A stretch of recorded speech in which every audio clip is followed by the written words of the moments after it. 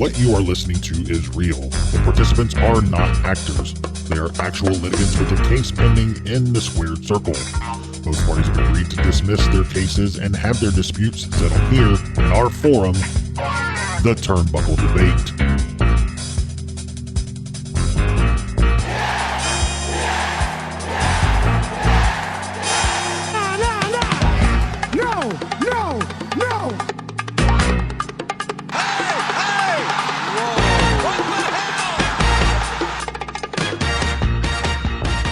Hey everyone, welcome back to the Turnbuckle Debate. My name is Sneed. I'm Chad.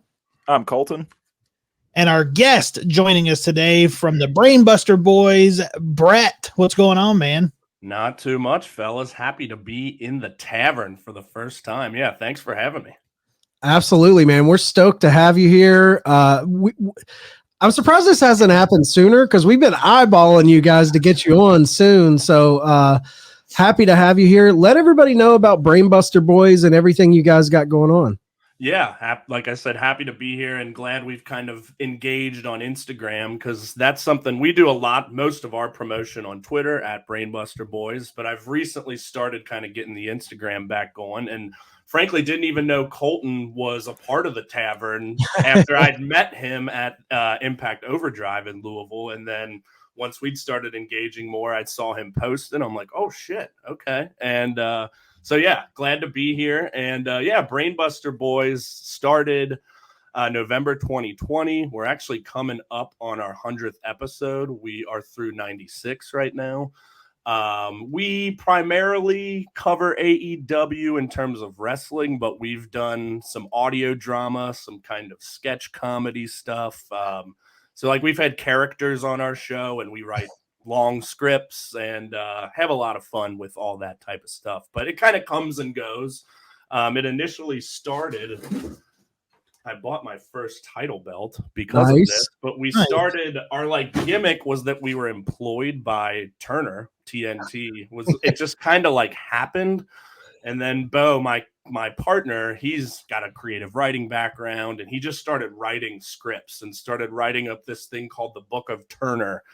And then we just got real crazy with it and got possessed by a Turner cult in the woods and ended up having to meet Ted Turner and get our jobs back. But so that was like the early days of the show. And so we like to say it's a wrestling podcast at its core and kind of about the wacky, sometimes supernatural show business of making a podcast. So yeah, we're kind of all over the place, but we have a lot of fun and love to laugh.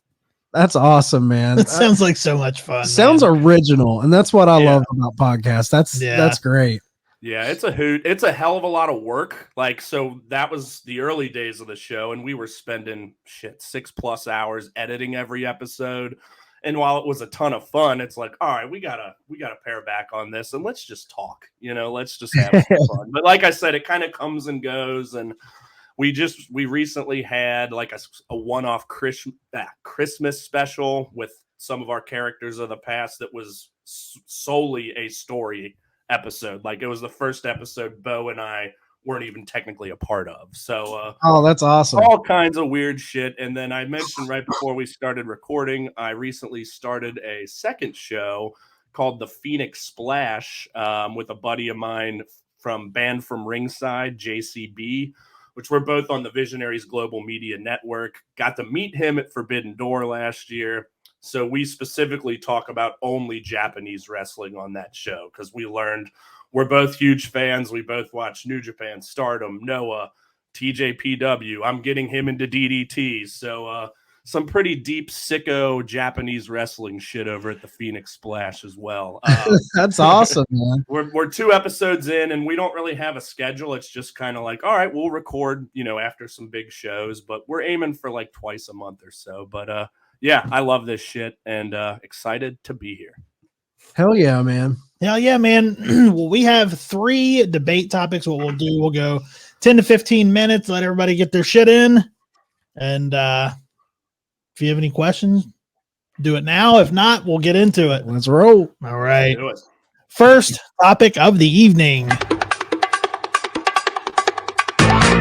Has Bully Ray's reputation and outspoken analysis on Busted Open hurt his star power on Impact and NWA, or is his star power with fans overstated?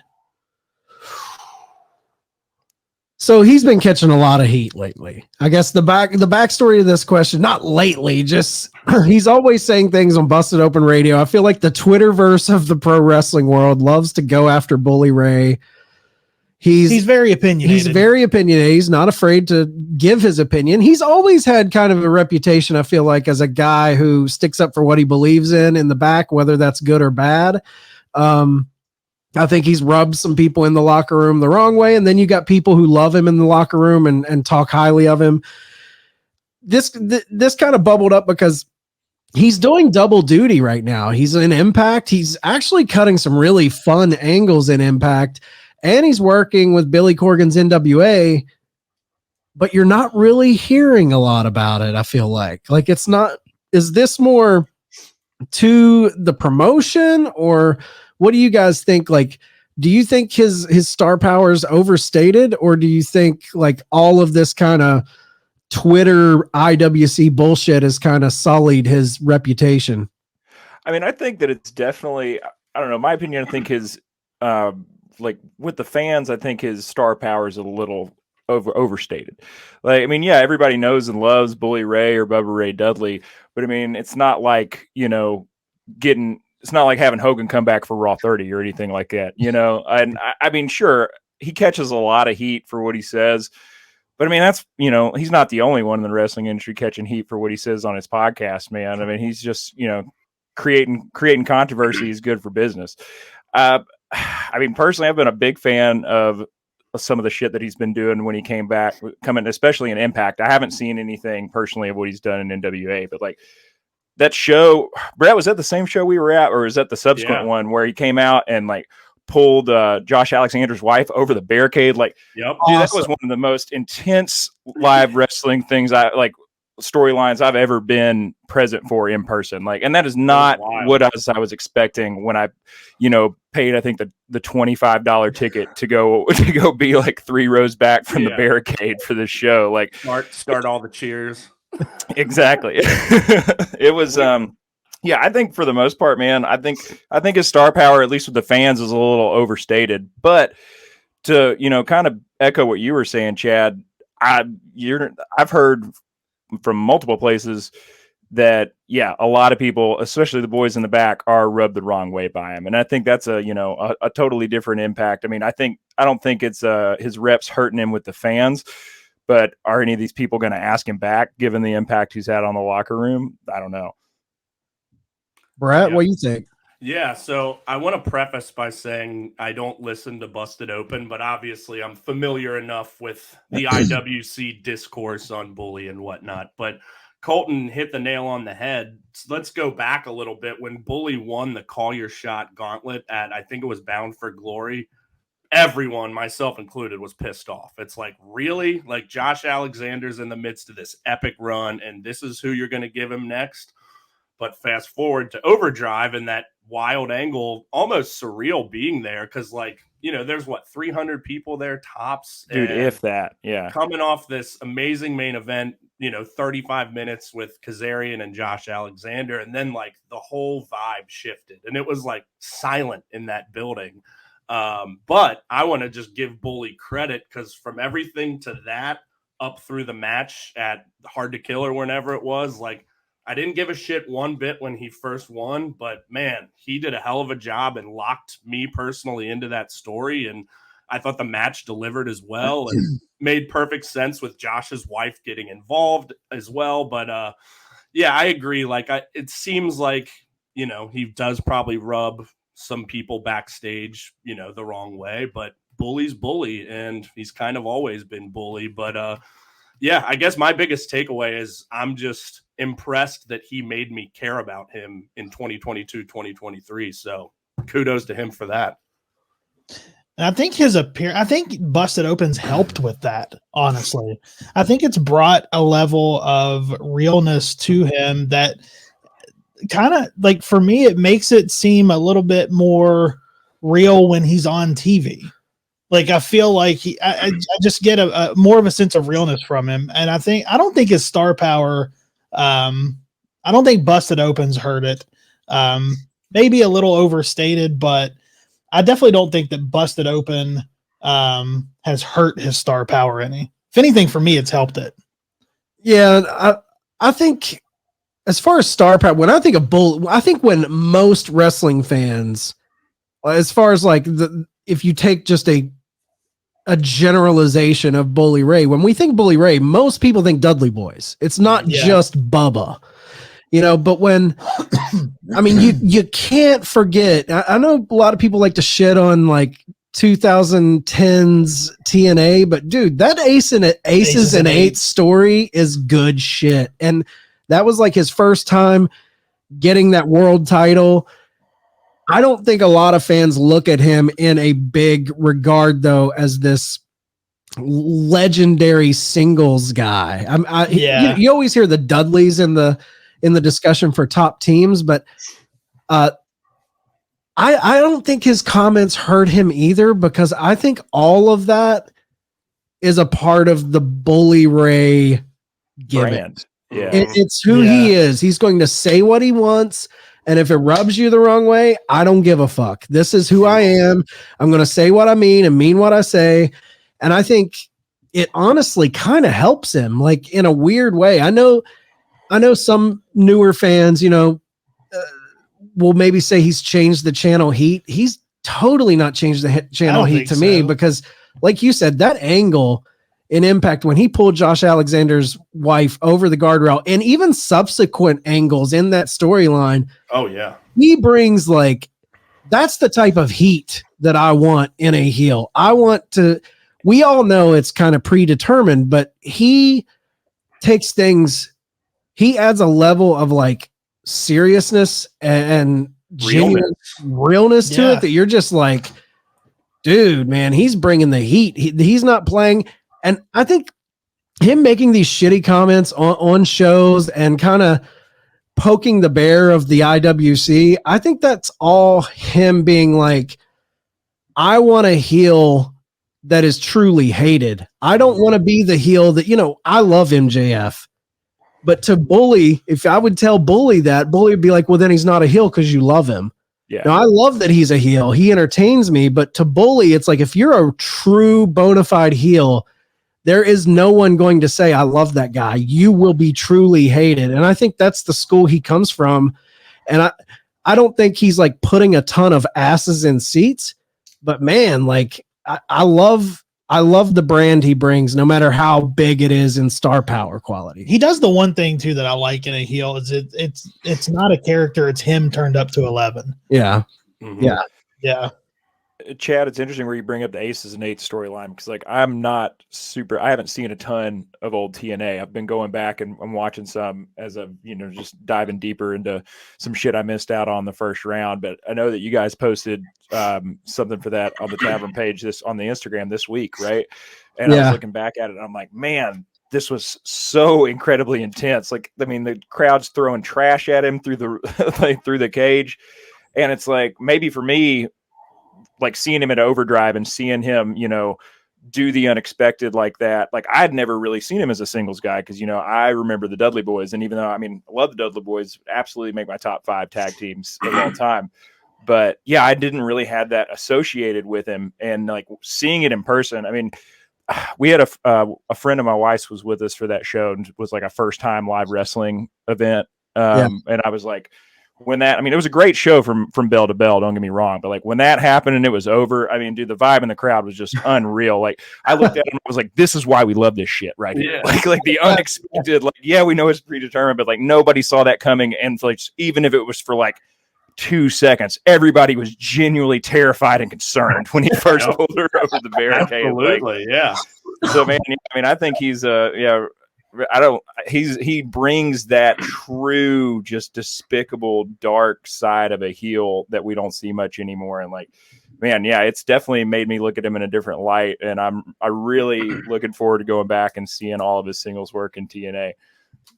Yeah, go check out the Aces and Eights, man. That clip we posted on the IG, he reshared that too. Oh, really? Oh, nice. Yeah, he That's reshared awesome. it. One of the, if you're not just like, if you don't have fed brain and you're brainwashed in Stanford, I think that heel turn, that Bully Ray heel turn, it's right up there in the top 10, you know, as far as I mean, obviously it's not Hogan or Shawn Michaels heel turn, but it's a big heel turn because no one saw it coming. Yeah, like Colton, I also wasn't watching at that time, and have also been going back and watching some old DNA, but I'm in more like the 2005 zone. But yeah, obviously familiar with it, you know how good it was. But yeah, I agree with what all you guys have said. You know, in terms of, I think Busted Open has helped his star power because it's just more exposure for him. Yeah. And no matter what he's saying, good, bad, or indifferent, like it's out there and it's making headlines, and you're hearing more about Bully Ray than ever. Although I agree, I haven't seen or heard of anything he's really doing in NWA, but I'm aware that he's over there. But I saw he's going to be on guest commentary for one of the big matches they have coming up. I think it was released today at Enough Said, right? Yeah, I believe so. And I think with his stuff in NWA, I don't think we can put that on Bully as much as the promotion. The promotion's like struggling to find their place, and but I do think like Bully being in Impact, Bully being in NWA, he has at least a certain level of star power where I think it does bring interest from me. I'm like, oh shit, Bully Ray's there. I want to see what he's doing. I guess there's a chance now too with Devon being free. We might get both of them. Yeah. Sign me up, pal. I want a front row ticket wherever that's at, no matter what promotion it is. I would love to see that. Even if he's just like, because I know Devon had like a health scare not too long ago. I don't know if he's like ring ready, but that would be cool to see him back together again. Yeah, even if he just joined up with, because who knows where Bully's going to go now in Impact. Like, he's taken on Josh Alexander. Obviously, he's not going to do that again. I mean, he's been like kind of feuding with Mickie James weirdly and like giving her a lot of shit. But imagine Devon coming in, to like a big ovation initially, and then he fucks up Tommy Dreamer or Josh Allen or whatever it may be, and you just have him as like his heel manager. Testify, whatever it may be. But yeah, sign me up. Who wouldn't be interested in that? Even though, like I said, it's 2023. Who would have thought? But credit to him. Yeah, and man, that Mickie James angle that they've been shooting with him, that just goes to what you're saying, Colton, about him. The type of heel he is. There's a mean streak in him. When he's in the ring with a woman, you're like, he might just slap this chick, man. Yeah. Like he doesn't uncomfortable. It's uncomfortable. Like, and I think he pushes that because he's been very vocal. He loves intergender wrestling. So like he threatened to like smack Mickie James around, and Tommy Dreamer comes down to save her. And like, I love that they're pushing these hot button topics because it engages a fan like me. I'm like, oh shit, what's going to happen? Because people forget, talk about IWC and cancel culture and all of that. Like, I am so shocked wrestling fans haven't went after Bully Ray for some of those ECW promos because he was dropping heaters on those crowds, man. You gotta love the 90s. Yeah, man. That is true. I'm surprised. Oh yeah, it probably just hasn't been uncovered yet by that sect. Like it's so, all right. We'll not say anything else about it. Then. We're gonna stir up the hornet's nest. Yeah. All right. Does anybody have any final thoughts on the topic before we move on? I think Bully's a legend. He's a Hall of Famer, man. Yeah. I just want to echo what Chad said earlier about him being a truly hated heel, different than MJF. Because, like you said, he's in there with Mickie James. You think he really might slap her. And, like, there's almost like I said, from being in the building in Louisville, like, it was a hushed silence, and it makes you feel real. Yeah. And I think, just kudos to him for all that and keeping himself relevant at this point in his career. Yeah. Like, I know you had said that if you say you like MJF, he's not truly a heel. But I like the heel that Bully I is. do too. So, I like that type of heel. So if you tell him that, that's why I kind of don't agree. It's different now. We're all bought in. It was different in the past when everybody was still kind of like kayfabe was real. Like now I feel like I just enjoy watching heels. No matter how dastardly you are, the more of a prick and son of a bitch you are, it makes me like as the wrestling fan, I'm like, I love that guy. Like, I don't know what it is, man. Always been a fan of heels. Same. And I think that lends perfectly to our next two topics, not to steal Absolutely. your thunder here, but Yeah. Great segue. All right. So our second topic of the evening. With his loser leaves Japan match this weekend against Hikuleo, where does Jay White have the brightest future? New Japan, WWE, or AEW? Now, Brett, this is the question you brought to the table, so I will defer to you first. Yeah, and while we're talking about heels, I think Jay White easily one of the top 3 in the business over the last 4 years or so.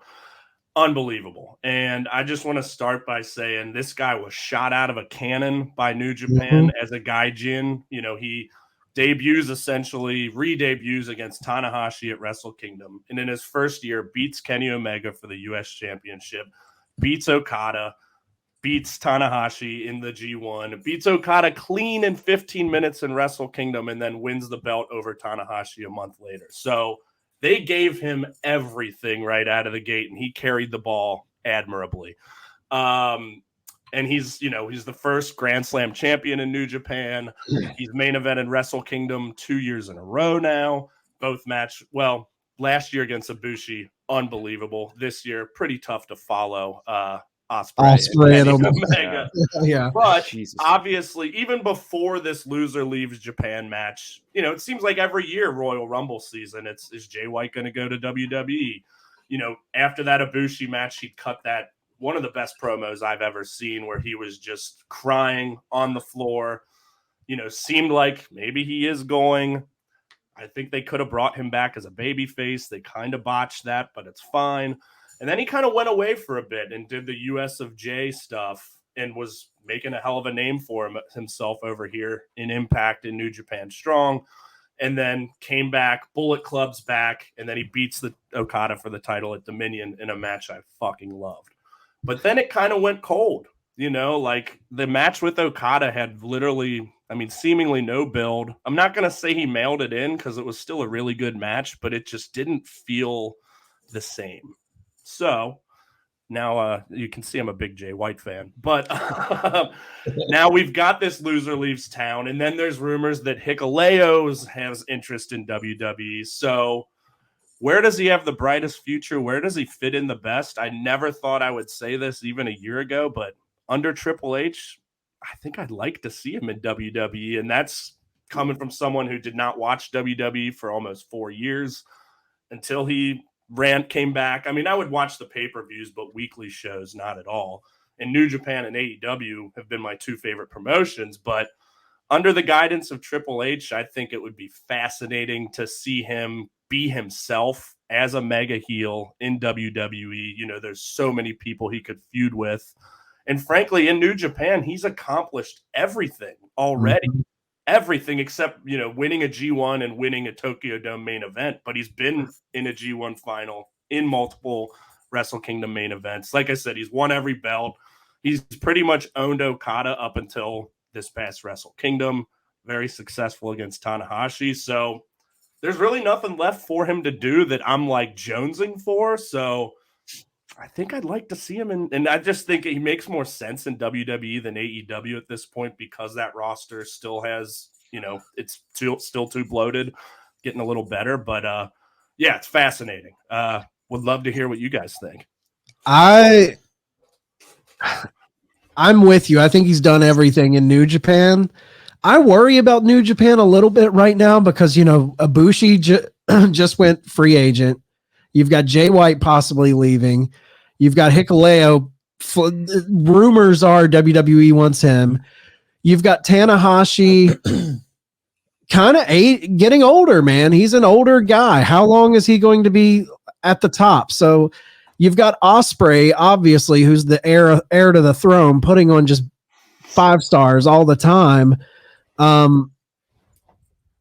I could possibly see him leaving at some point in the future once that contract's done. So I'm like, who takes the throne? So a part of me is like, does New Japan throw the book at Jay and just say, hey, you can run roughshod here? But all that being said, I do not want to see him in AEW. I love Jay White, but it scares me when they bring in so many people that have that Omega Bucks connection, because I think that's what hurt Adam Cole is when those guys come in, they all want to attach to this former storyline. And I feel like it stifles everybody. Like that's why when Cole came back, I don't think we're going to see him mixing it up with the Bucks and Omega for at least a little bit. The guy's got to kind of make his own road there. And if you throw in Jay White to the mix, everybody's going to be like, ooh, Omega, Jay White, they've got history. You know, I don't want to see that. I want to see new territory. So I'm going to agree with you, Brett. I think give me Jay White, Seth Rollins. Give me, but here's my caveat though. You can't bring this guy in as just another guy on the WWE roster. You can't bring him into NXT. You have to bring him in and make him feel like the big deal that he is. Give him the Cody treatment. Exactly. Shot to the moon immediately. Exactly. Give him the Cody treatment. Give him the AJ Styles Royal Rumble treatment where everyone's like, oh shit. I think the hardcore fans are going to know who he is, but you have to bring him in a way where the casuals who just turn on the TV on Monday and Friday nights, when they see him, you have to let them know that, hey, this guy isn't just Apollo Crews or some mid-card guy. This guy's coming in at the top, and he's a threat at the top. If they do that, Triple H running him in, that would be fun. And I just want to add this while it's fresh in my mind. They've been talking a lot about Bullet Club on WWE programming of late, with Anderson and Gallows coming back. Obviously, Finn, was the original leader. So that's kind of already ready. This guy's been the leader of Bullet Club the last several years. Like I said, he's won everything over there. So they've got the audience now familiar with Bullet Club enough that, if presented right, he could slide in right as the top heel. I mean, imagine if the Bloodline story, I feel like it can't go on forever. So if they're wanting to look for another big, long, drawn-out story, if you throw the pieces of AJ Styles, Finn Balor, a returning Jay White, and maybe mix Seth Rollins into that where he's having to fight these guys or any variation of that and tell it in long-form story, man, Triple H could really make that special. I think the only place he does make sense is WWE. Yeah. I agree with both of you guys. AEW's roster just doesn't allow it. And you made a great point about the Omega Bucks connection. And man, if that hasn't been one of the biggest things that's hurt Adam Cole. Isn't it funny though, how here we are, we're talking about how the Bullet Club history in AEW, I feel like would hurt Jay, but the Bullet Club history in WWE would help Jay. It's weird how that works. It's because I don't think they have that story. Right. I don't think they have that story. And I don't watch WWE a whole lot, but I know they don't have a heel like Jay White. No. Seth Rollins is not that heel, and no, he's virtually a babyface right now. Absolutely, he is. And Colton, I'm gonna say it before, and I know you'll say it probably, but I fucking can't stand Roman Reigns. Absolutely not. Hate him. So I think they need that style of heel. If they give him the freedom to be the heel that he is, Roman's a good kid. Roman's a good kid. He's fine. Wait, how do you guys feel about Roman here? I'm not sure. I think a lot of it, not to change the topic here, but he's just man to me, man. Like I think the only reason I like him as a heel is because he's forced down our throats as a babyface and nobody fucking wanted it. I think the Superman punch is officially the worst and lamest finisher in wrestling history, especially the way he does it. I don't believe him. That's my thing. I don't believe him at all. That's why I can't stand him. I don't mind the Bloodline story. I think it's obviously the best thing that dude's ever been a part of. And I like it's pretty low there, No, for sure. But a lot of people are saying it's like the second coming of Christ with Roman. I can't get behind that. I think he's doing great work, but I don't know. I'm not high on him. Yeah, and I think. Oh, go ahead. I think overall we're probably in the like if wrestling fans at large, we're probably in the minority, and that's fine. I get it. I get it. I get why people love him, but yeah, I definitely don't love him, but I certainly respect that he's grown into this character and he's a much better performer now and me as a whole for sure. Yeah, I mean, go back to 2016 and 2017 and watch him in the ring compared to now. Fuck, you want to talk about believability? Back then, it was non-existent. The guy was awful on the mic, and now he's at least, I buy in now. I didn't buy in before. Yeah, I do as well. And I mean, the Bloodline it's a good storyline. As much as I, like to take opportunities to shit on Roman, it's a solid storyline. But to segue back on what we were talking about. I mean, I think once you take the belt off Roman, we talked about this a little bit on the debate show last week. I feel like the Bloodline story, whether the next thing they do with it is a divide of the Bloodline with a J camp and a Roman camp, I feel like at that point that's got to drop to like a mid-card storyline. And there's no need for that to be the main event on SmackDown, every week again once the belt's off of him. So yeah, I mean, I know it's supposed to be a debate show here, but I'm right there with all three of you boys. I think WWE is the best place for him to go right now. I mean, I think Jay White, I think it's perfect time for him to leave New Japan. And I think I'm hoping he'll be back. I'm sure at some point years down the road, he'll make another New Japan run and it'll be even that more like, I feel like he needs to leave New Japan now for him to have an incredible and epic return years down the road. I mean, WWE is exactly where I want to see him go. My only worry is I don't know how likely it really is. Like I don't keep up with weekly programming as much either. I mean, I have watched more the last couple of weeks, just with Rumble coming up and everything. But are they calling Brett? You were saying that they're actually addressing the Bullet Club more on programming. Are they calling it the Bullet Club, or are they calling it the OC like shit they were doing? They have used the term Bullet Club multiple times. That makes me which had never happened before. It was always the club or the original club. That was the only thing that like really fucked with me. Like that was one of the things I was like, man, Jay is not the kind of guy that's just going to fucking show up and be the leader of the Bullet Club and have them call it something different for fucking copyright reasons. Like they actually mentioned like Carl Anderson and Finn Balor forming the Bullet Club. And I remember being like, oh shit, that's the first time they've like actually said that. Yeah. That's a massive, that's a big deal. And that definitely makes me think that it's a little bit more of a real possibility. But yeah, I mean, I've been wanting a Jay White, Seth Rollins match on a WWE stage for a long time. I'd love to see that. So yeah, hopefully that's where he goes. I mean, I think he's definitely got the brightest future there. It's also not going to hurt my feelings if he comes and does a couple shows with Impact, especially when they stop through Louisville. Yeah, that's another person you got to throw in there. Impact, man.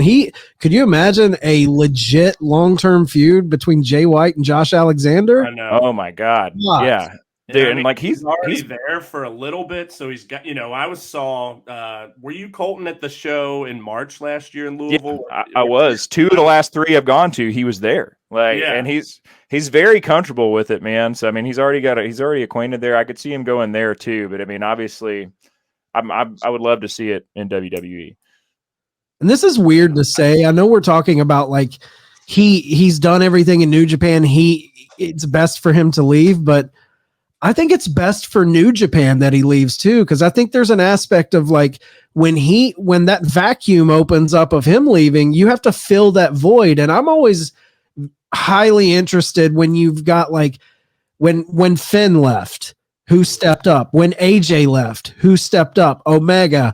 There's always that next heir apparent who has to fill that void.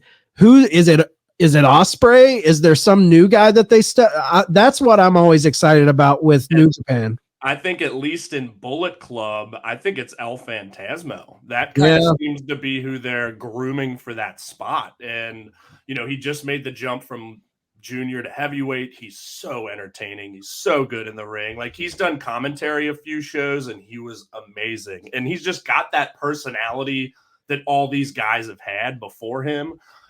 So again, I think if Jay does leave, I mean, we'll see a big angle. No matter who wins this match Saturday, it's going to be very, very interesting and something big is going to happen. But yeah, I think El Phantasmo would be that guy at least to kind of take the reins of Bullet Club, and I would love to see that because that's a guy I've been a fan of ever since he walked into New Japan. And that spot, man, you Big cannot deny that's a star-making spot. Correct. Yeah, that's a star. Anyone who takes the reins of Bullet Club becomes an it guy. So I'm always excited. There's only four of them. There's only four of them, and Yep. they're all stars. And that's like my ultimate wrestling dream match is a fatal four-way between Finn, Kenny, AJ, and James. Oh, that'd be incredible. Yeah. Man. All right. Yeah, not to get us all overexcited. All right. Does anybody have any final thoughts on this topic before we move on to the final topic? I think we're all, WWE bound, man. There's some good matchups there. Like, I would love to see. AEW is just not the fit. Yeah, I think that's not going to happen. Yeah, honestly, I almost didn't even include it, but I figured it's at least worth it since he did make a couple of appearances there. Right, but, right. Yeah, I don't see that happening. 2 years ago, maybe, but yeah, not now. Not now. Nope. All right, guys. Final topic of the evening. With Jon Moxley flying the banner as the company's top main event babyface, should he turn heel at this time? So he's obviously the flag bearer. Like, he's the guy. When you think, like, who embodies AEW, who's the man, who's the Roman Reigns of the company, I think, even though he's not holding the title, I feel like it's Mox. The ace. Yeah, he's the ace of AEW. Do you guys think he's hit a plateau on what he's doing? Like, do we need a change from Moxley at this point? I think we need a change, but I don't think a heel turn is what's needed, though. I think he needs to reinvent his character and stay babyface. I like the anti-hero character, but I think he needs to get with Jericho with the reinvention and find something different that's not a heel turn. I don't think at this time a heel, we have MJF as the heel. I don't think two big flag bearing heels are needed. I think him staying a babyface, but a change. It's tricky though, because Mox is one of those guys. It's like he has to reinvent himself without losing what he is, because people love what he is. For me, I think we got to see him turn heel, man. I think he is an underrated heel. We haven't seen him play just the son of a bitch heel in so long. And the reason I think we should do that, I know you said, Sneed, that, we got MJF. We don't need two big flag waving heels in the company right now. But we've seen MJF and Mox several times now. I don't feel like we need to see them come together at least for another year or so. Not at all. Like, keep them separate. So I think having another bona fide, legit, serious a la Bully Ray from Topic One, like, bring some of that, like, there's no, I love Jericho. Jericho's my all-time favorite, but JAS, he's a heel, but it's an entertaining heel. Mm-hmm. I want a mean heel. And I think Mox, especially outside of WWE, like, I would love to see what kind of heel he would be, where he got to choose exactly how he wanted to be. No Stanford chains on him. Like, what would he do as a heel? I think it would be so interesting. So I say he should turn heel soon. Yeah, I mean, Mox definitely got that dog in him. There's no secret to that. Yeah, I think he'd be an incredible heel. I got to side with Sneed right now. Like, I don't think right now is the time. I feel like if you had asked me maybe even like 4 or 5 months ago, I'd have been more game for a Mox heel turn at that point in time. But, brawl out, all that stuff happened, kind of changed the landscape just a little bit.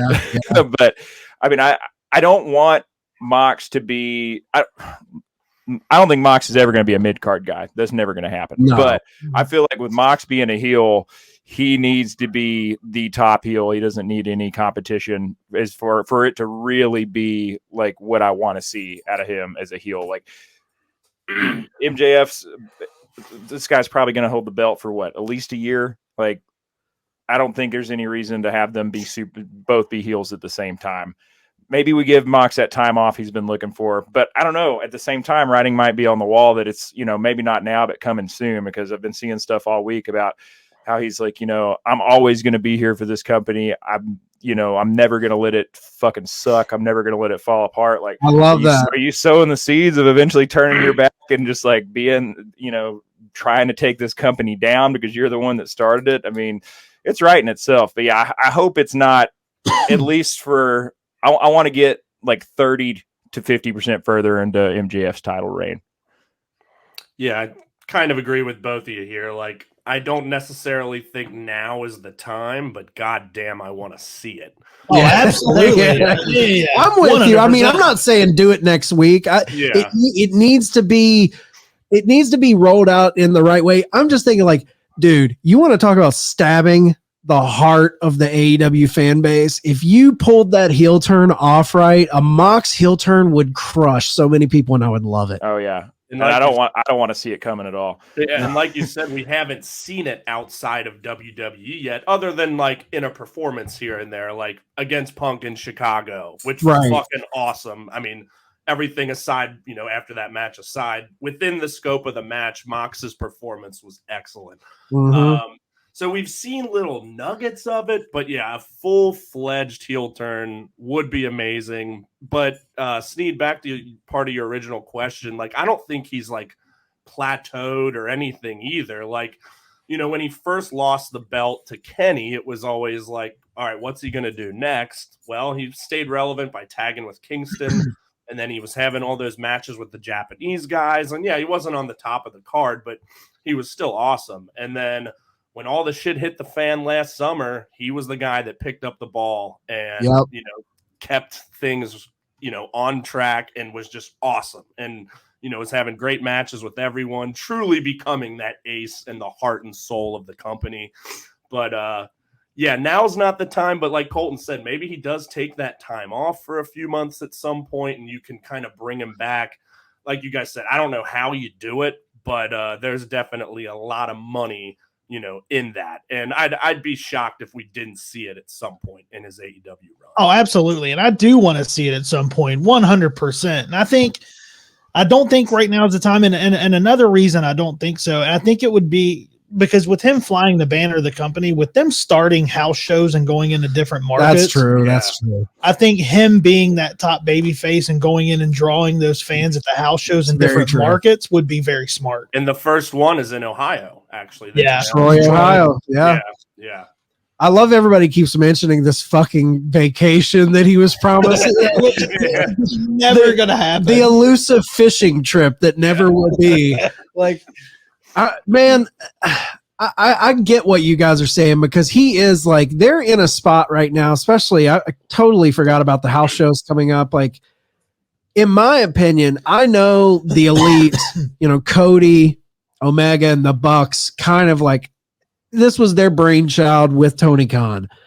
But to me, the two people that have really held this company together is Moxley and Jericho. Yep. Like, without those two dudes, like, really being locker room leaders and just going out week after week, I mean, you cannot put enough emphasis on how important those two dudes is. And I'm with y'all. Like, if you mishandle, if you turn him at the wrong time, maybe it's not the right time. I'm just like, I'm so ready to see what that could be, but you have to do it the right way for sure.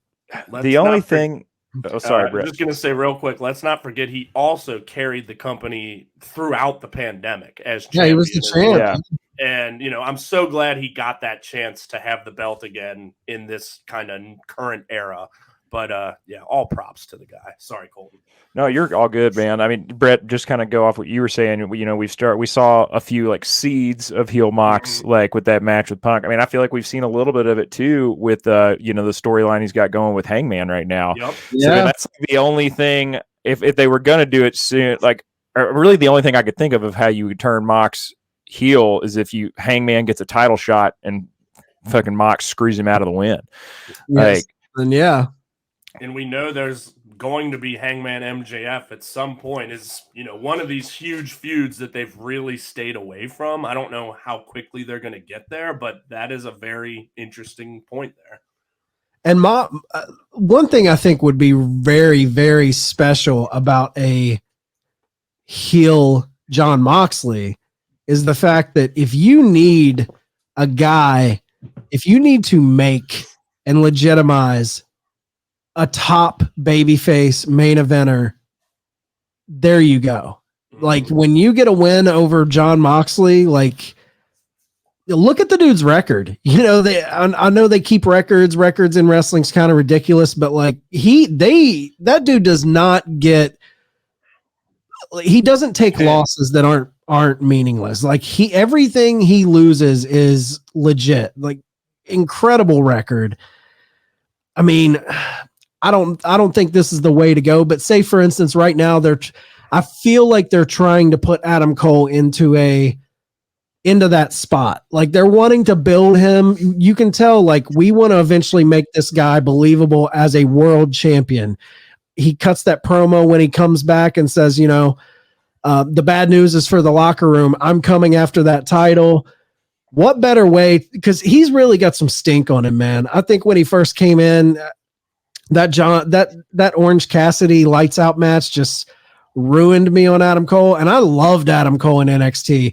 He's got the stigma of being a little guy. He's not big enough for people to believe as champion. But if you get somebody like Jon Moxley to push him to the limit and somehow there's a believable way that Adam Cole could win, I don't know if that's possible, but what better way to make a guy than to get some like legit win over a Jon Moxley heel?